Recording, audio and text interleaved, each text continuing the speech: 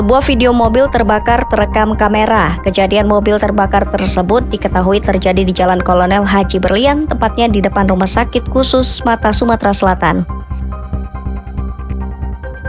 Buntut dari mobil terbakar tersebut terjadi kemacetan panjang di Jalan Kolonel Haji Berlian. Beruntung dalam peristiwa tersebut tidak ada korban jiwa.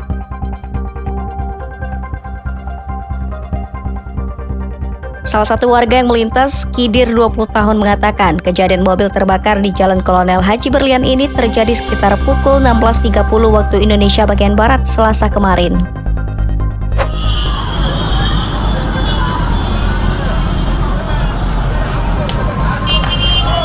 Mobil baru di depan lokasi depan Rumah Sakit Mata Palembang.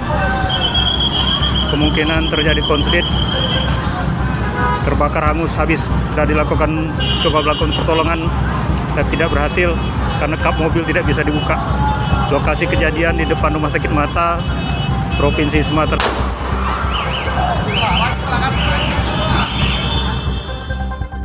Dari penuturan Kidir, diketahui sebelum kebakaran mobil tersebut mengeluarkan asap di bagian depan kap, kemudian para penumpang yang terdiri dari 2 wanita dewasa dan 3 anak kecil langsung keluar.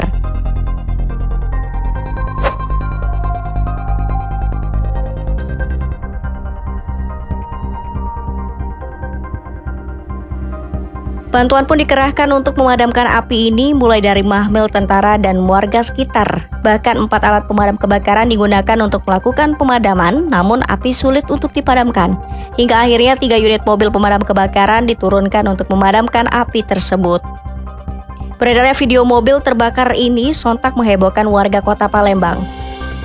Beberapa akun media sosial di Palembang juga mengabarkan perihal mobil terbakar di Jalan Kolonel Haji Berlian ini, salah satunya akun Instagram palembang.update.